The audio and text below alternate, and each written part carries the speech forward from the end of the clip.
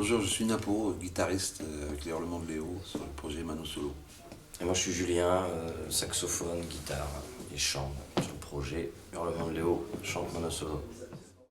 C'est venu d'une idée dans le camion, à se dire, d'une idée d'un des membres des Hurlements justement, à se dire est-ce qu'on ne ferait pas un hommage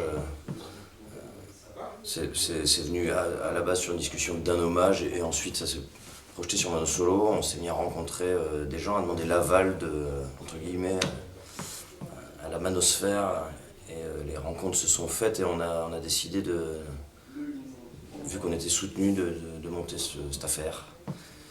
Donc on a rencontré d'abord l'ex-manageuse de Mano, Fatia, qui nous a fait rencontrer l'homme que l'on nomme Napo Romero, qui s'est fait une joie de remonter dans le Camtar après quelques années d'abstinence. Ouais, j'étais à cheval là.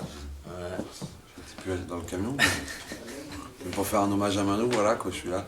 Voilà, quoi. Moi j'ai monté plusieurs groupes avec Mano il y a plusieurs époques.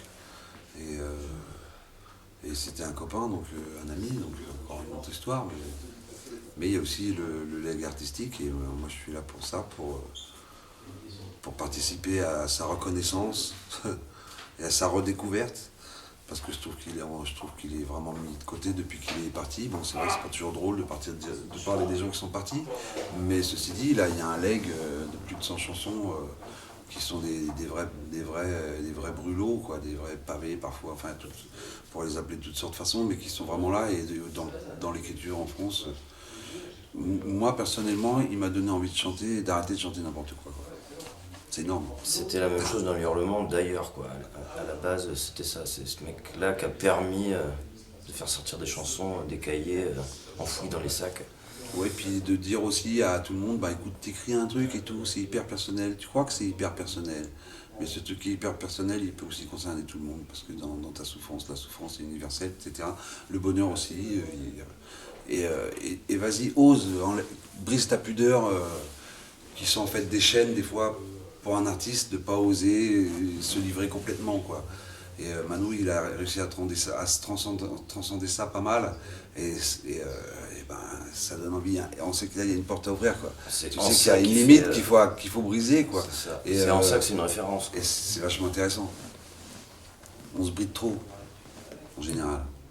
On se dit pas la vérité, on est énervé dans les rapports déjà comme ça. Alors je te dis pas, quand il faut parler de soi, la pudeur devient un obstacle pour l'artiste, quoi, à un moment. On en avait déjà 3-4 dans notre sac chacun, on va dire. Parce que vite monté à une quinzaine, une vingtaine de titres, et en travaillant et en développant des envies de... Ce qui est assez marrant, c'est que les morceaux, ils ont été vachement puisés, plus ou moins sans le faire exprès. Après, il n'y a pas vraiment de hasard, mais un peu par hasard dans les premiers albums de Mano qui sont... qui nous ont parlé le plus, de tout simplement, qui font partie de l'époque de création du groupe. Et les frères Musier. Donc, ça tombait bien, parce que c'est les trucs que j'ai joués aussi avec Mano, cette période-là. Donc, quand j'ai l'impression de retrouver un truc un peu là où je l'ai laissé, c'est 20 ans après, c'est étonnant, quoi.